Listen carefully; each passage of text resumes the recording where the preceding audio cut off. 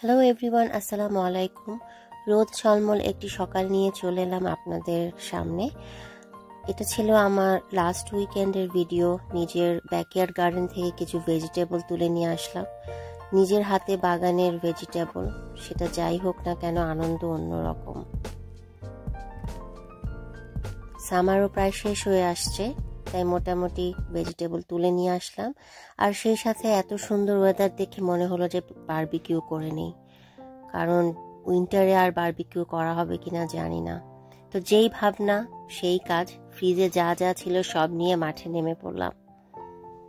তো এখানে নিয়েছি চিকেন হটডগ, বিফ বার্গার, আর এখানে তেলাপিয়া ফিশ, আর আছে পমফ্রিনো। এগুলো আমি অলরেডি মেরিনেট করে প্লাস্টিক পেপার দিয়ে ঢেকে রেখেছি হাফ অ্যান আওয়ারের মতো। আপনারা চাইলে আমি রেসিপি শেয়ার করতে পারি। আর এটা হচ্ছে চিকেন অ্যান্ড ভেজিটেবল বার্গার, আর সাথে হচ্ছে তান্দুরি মশলা দিয়ে চিকেন।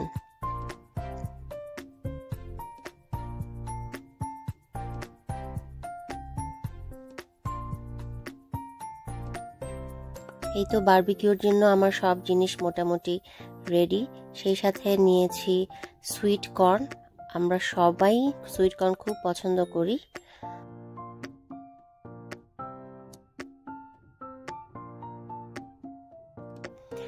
আর একই ফাঁকে আমি গোট মিট কারি করছি। জাস্ট নর্মালি আমরা সবাই যেভাবে করি সেভাবেই। এটা আমাদের কুরবানির মাংস। তো ঈদের দিন রান্না করেছিলাম আর করা হয়নি, তাই ভাবলাম আজকে যেহেতু মোস্টলি বারবিকিউ করব সেজন্য রান্না বান্না নেই, তো মাংসটা রান্না করে ফেলি। এদিকে মামুন, আমার হাজবেন্ড, ও বারবিকিউ শুরু করে দিয়েছে। চিকেন আর ফিশ, যা সুন্দর স্মেল!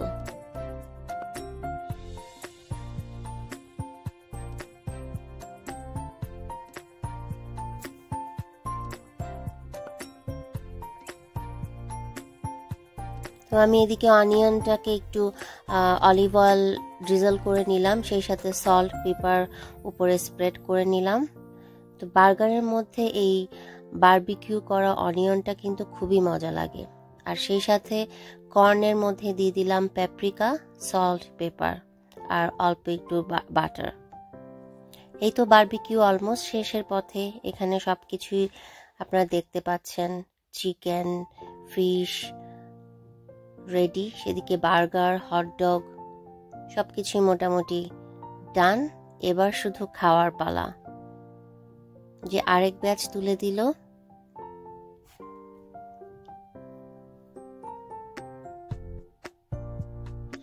আমি সেম রেসিপিতে পমফ্রেনো এবং তেলাপিয়া ওভেনেও করি। তো যেটা বলছিলাম, আপনারা চাইলে আমি শেয়ার করতে পারি রেসিপি। তো বারবিকিউর পালা শেষ, আমরা লাঞ্চ করে ফেলেছি। সাহির বলল, মামা আমি স্মুদি খাবো। তো বাসায় ওয়াটারমেলন ছিল, তাই বানিয়ে নিচ্ছি ওয়াটারমেলন স্মুদি। আর স্মুদিতে চিনি না দিয়ে যদি আমরা হানি ইউজ করি, টেস্টটা কিন্তু অনেক ভালো আসে, প্লাস এটা হেলদিও। তো এই স্মুদিটাতে আমি দিয়েছি ওয়াটারমেলন, তার সাথে পার্টলি স্কিম মিল্ক, আপনারা চাইলে ফুড ফ্যাট মিল্কও ইউজ করতে পারেন, আর হানি, দ্যাটস ইট। আর সাথে চাইলে একটু আইসও নিয়ে দিতে পারেন আপনারা। কেমন হয়েছে? Yummy, you like it? তো এখন আপনাদের সাথে আমি শেয়ার করব আরেক দিনের ভিডিও। এখানে আমি যেটা করছি সেটা হচ্ছে আমার বাগান থেকে আমি কিছু শাক তুলে নিয়ে এসেছি। এই শাকটার নাম হচ্ছে রেড শাক। তো এই শাক আমি অলরেডি কয়েকবার খেয়েছি। এখন মোটামুটি লাস্ট মোমেন্টে অনেকগুলো শাক আমি তুলে নিয়ে এসেছি এবং এটা আমি স্টোর করব। তো আমি আমার এখানকার এক ভাবির কাছ থেকে টিপসটা পেয়েছি, থ্যাঙ্কস সেই ভাবিকে।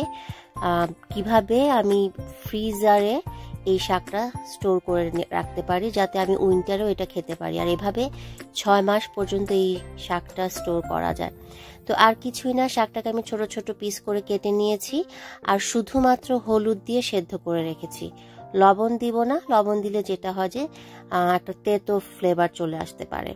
তো এই তো হলুদ দিয়ে সিদ্ধ করে আমি এটাকে ঠান্ডা করে জিপলকে ফ্রিজে রেখে দিয়েছি। আর এখানে হচ্ছে বেসিক্যালি আমরা এই উইকেন্ডে, আমাদের এখানে লং উইকেন্ড, আমরা চাচ্ছি যে একটু ভ্যাকেশনে যাব কয়েক 2-3 দিনের জন্য, কারণ এটাই আমাদের সামারের লাস্ট লং উইকেন্ড। এরপর তো আবার সেই গৃহবন্দী লাইফ। তো এখানে কিছু জিনিস আমি বেক করে নিচ্ছি। এটা হচ্ছে টার্কি এগ বাইটস। সাহির খুব লাইক করে ব্রেকফাস্টের জন্য, বা এনি টাইম সে এটা খুবই পছন্দ করে। তো এটা আমি বেক করে নিলাম। সেই সাথে আরও কিছু স্ন্যাক্স, স্পেশালি ড্রাইভিংয়ের সময়। আমরা যেখানে যাব সেটা হচ্ছে ব্রিটিশ কলম্বিয়া প্রভিন্সের একটা জায়গা, যেটা কিনা অ্যালবার্টা এবং বিসির বর্ডারে, খুব বেশি দূরে না, 4-4.5 ঘন্টা ড্রাইভ। তো যাওয়ার সময় ড্রাইভ করতে করতে হালকা স্ন্যাকিং এর জন্য কিছু স্ন্যাক্সও আমি প্যাক করে নিচ্ছি। চিপস নিলাম, সাথে কাস্টার্ড বার্ন, কিছু গ্রানোলা, আলমন্ড। এগুলো সবগুলো এখন আমি ব্যাগে প্যাক করে নিচ্ছি। আমি 2 দিন আগে থেকেই প্যাকিং শুরু করে দিয়েছি একটু একটু। আসলে লাস্ট মোমেন্টে কাজ করতে আমার ভালো লাগে না, আমি আগে থেকে একটু সময় নিয়ে প্রিপারেশন নিয়ে কাজ করতে প্রেফার করি।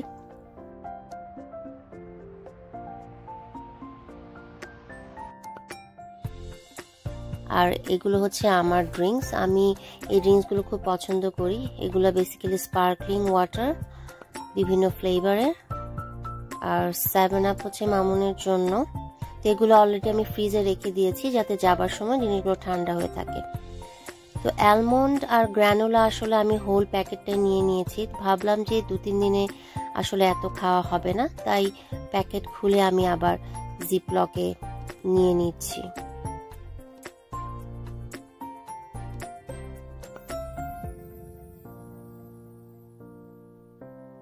এই গ্রানোলাটা আমি কস্কো থেকে কিনেছি, খুবই ইয়ামি এবং খুবই healthy, high protein and high fibre. এই স্ন্যাক্সগুলো কিন্তু খুবই ফিলিং এবং হেলদি।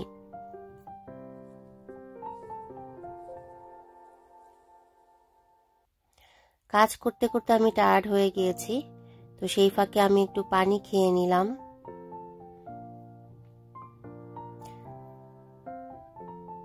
এবারে শেয়ার করব আপনাদের সাথে একটা টিপস, সেটা হচ্ছে যে এই অরেঞ্জ দিয়ে আমি যেটা করব, স্কিনগুলোকে আমি, যেহেতু এখন সামার, আমি ন্যাচারালি সান ড্রাই করব এই অরেঞ্জের স্কিনগুলো। পরে এগুলোকে আমি গ্রাইন্ডারে ব্লেন্ড করে নিয়ে সাথে ডালের সাথে মিক্স করে স্কিনে বা আমার ফেসে ইউজ করব। আর উইন্টারে আমি এই অরেঞ্জের স্কিনগুলো ওভেনেও ড্রাই করতে পারি, বাট সান ড্রাই করতে পারলে সবচেয়ে বেস্ট। তো এই তো আমি স্কিনগুলো আমার ডেকের মধ্যে, আজকে যেহেতু খুব সানি ছিল, টেম্পারেচারও ভালো ছিল, তাই ড্রাই করতে দিলাম। কি সুন্দর নীল আকাশ, তাই না? ইস, মনে হলেই খারাপ লাগছে যে এই সুন্দর ব্রাইট দিনগুলো শেষ হয়ে যাচ্ছে চোখের পলকে। আর 2 দিন পরেই শুরু হয়ে যাবে ফল।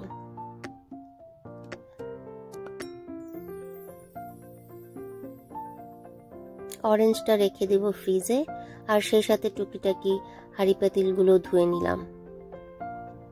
আর আমি এই কাজ করতে করতে সাহির কি করছে আই হ্যাভ নো আইডিয়া, কোনো সাউন্ড নেই। সাহিরের সেই ফেভারিট স্ন্যাক্সটা আমি প্যাকেট করে নিলাম। তো চলে যাচ্ছি আমি আপস্টেয়ারে চেক করতে সাহির কি করছে। সে একটা কর্নারে সবসময় চুপচাপ করে চোরের মতো বসে থাকে ট্যাবলেট নিয়ে। এই যে চোর ধরা, সে ভিডিও করতেই দিবে না। এই যে এই কর্নারে, সে তার নিজের রুমেও যাবে না, আবার ডেস্কেও বসবে না। এই কর্নারই হচ্ছে তার ফেভারিট, আমাদের মাস্টার বেডের কর্নারটাতে।